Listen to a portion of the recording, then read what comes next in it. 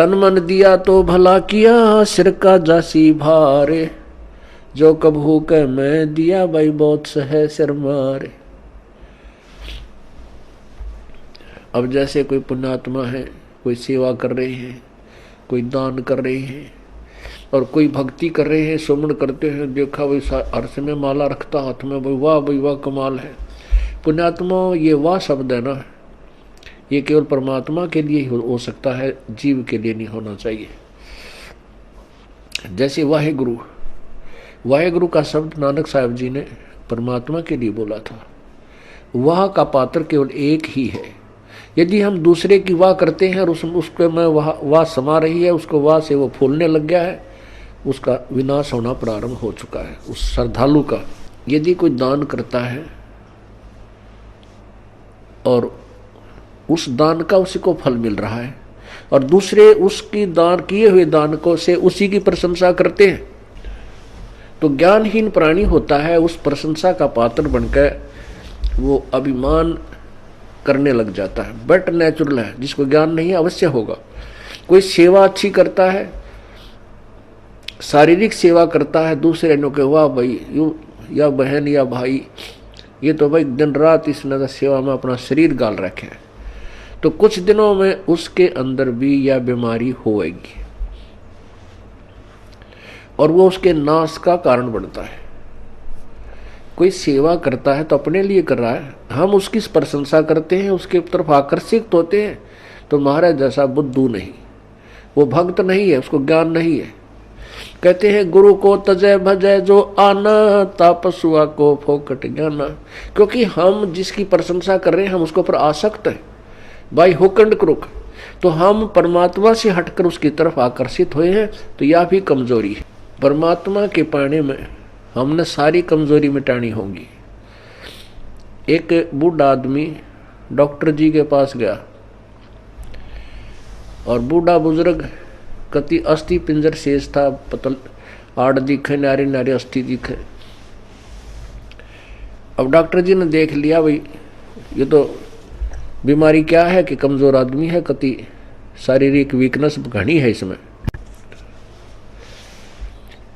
तो बूढ़े आदमी ने, उस वृद्ध ने कहा डॉक्टर जी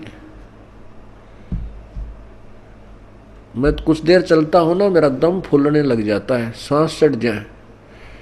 डॉक्टर बोला भाई महाराज बुजुर्ग कमजोरी है आपको, आपका शरीर कमजोर हो गया। फिर कहता है गुरु डॉक्टर जी मैं खड़ा होता हूँ चक्कर आवे हैं। डॉक्टर बोला बूढ़ा कमजोरी है। फिर बोला जी पिंडी बढ़के हैं, यानी पिंडलियों में दर्द हो जाता है। डॉक्टर बोला कमजोरी है। और बूढ़े को गुस्सा आ गया।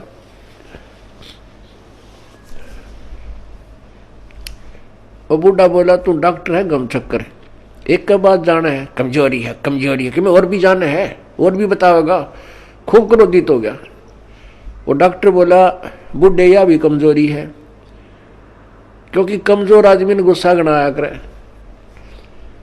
तो पुण्यात्माओं ये हमारे अंदर जो कमजोरियां हैं ये हमने सारी हटानी पड़ेंगी, तब हम परमात्मा पा सकते हैं। ना तो ठीक है जी आप कर रहे हो ऐसा फल मिल जाएगा, और आने वाले जन्मों में आप राजा बन सकते हो, देव बन सकते हो, महादेव बन सकते हो, ब्रह्मा विष्णु महेश बन सकते हो, क्योंकि आपके अंदर इतनी कमाई बन जाएगी।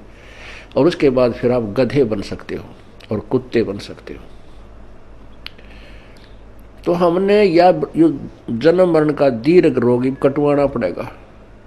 अब समय आ गया है, उसकी औषधि का जो है खोज होगी है।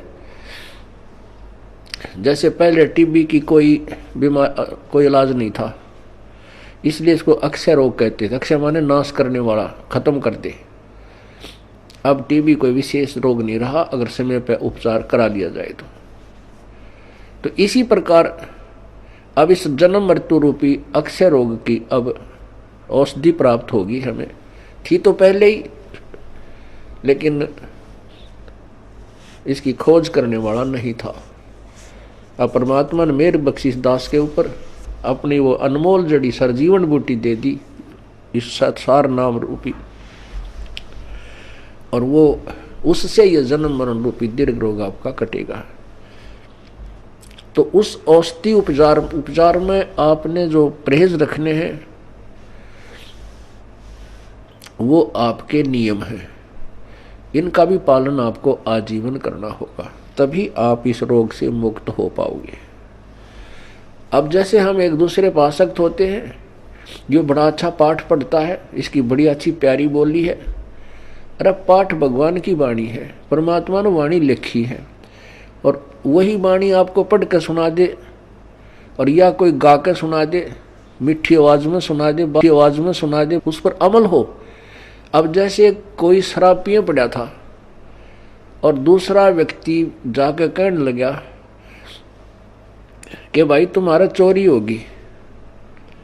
वो शराबी कहता है चोरी होगी? अच्छा चोरी होगी, फिर बता क्या हो गया? चोरी हो गया। अब वो कोई कहे, उस शराबी नो कहे तेरी आवाज अच्छी नहीं, कोई गाने वाला आवे उसको बुलाओ, और वो नो कहे, क्योंकि वो शराबी ये होगा। फिर दूसरा शराबी कहता है आपका चोरी हो गई, वो चोर भी नो कहे, और जिसका चोरी हो रही है चोरी हो गई, अरे नालायक को। फिर वो नो कहता हाँ ये बहुत बढ़िया बोल रहा है, इसकी आवाज बहुत प्यारी है, चोरी हो गई। और उसने नो कहा जाकर सिंपल वे में, भाई तुम्हारा घर में चोरी होगी और बहुत नुकसान हो गया है। यदि वो होश में है, शराब नहीं पी रखी, तुरंत कर्जा पकड़ेगा, अक भाई कितना नुकसान हो गया, तुरंत घर को चल पड़ेगा। यदि उसने भांग पी रखी है तो फिर नो कहेगा भाई इसकी आवाज बहुत अच्छी लगी, जो गा के सुना रहा, चोरी हो गई। आप भी क्यों भांग के नशे में? अरे साहब वो मूर्ख जो उसने गा के सुना रहा, चोरी हो गई। तो पुण्यात्मा आपको बार बार कहा रहा, परमात्मा की वाणी है। क्या बताते हैं भगवान बार बार? इसने गा के कह दे, चाहे वैसे कह दे, जो जिनकी भांग का नशा उतर गया वो तुरंत सचेत हो जाएंगे और उस मार्ग पर चल पड़ेंगे। क्या? मन तू बस रे चल रे सुख के सागर, जहां शब्द सिंधु रत्नागर। अब चैत इसने नू गा के सुना दे, अर्थ सिंपल वे में कह दे, मन तू चल रे सुख के सागर, जहां शब्द सिंधु रत्नागर। कोट जन्म तेरे भरमत हो गए, कुछ ना हाथ लग्या रे, कुकर सुकर खरबा बोरे कौआ हंस उदारे। कोटि जन्म तू राजा की ना मिटी न मन की आशा, और भिक्षकों का धर धर घूमया, ये मिला ना निर्गुण रासा। इंद्र कुबेर ईश की पदवी ब्रह्मा वर्ण धुमराया, विष्णुनाथ के लोक को जाके फिर भी उल्टा आया। असंग जन्म तन मरत्या हो गए, जीवित क्यों नाम रह रे, द्वादश मद मैल मठ बोरे बहुर ना दे धरे रे। दोजक भस्त सभी ते देखे, राजपाट के रसिया, और तीन लोक से तरपत नाए, ये मन भोगी खसिया।